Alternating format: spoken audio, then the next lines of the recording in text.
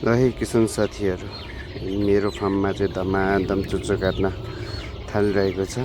यो चाहिँ 9000 चल्लाको ब्लक हो।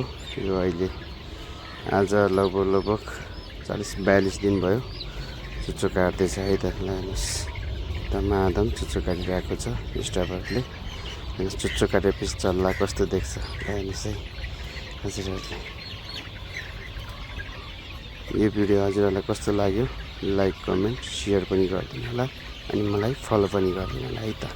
हस् त, धन्यवाद।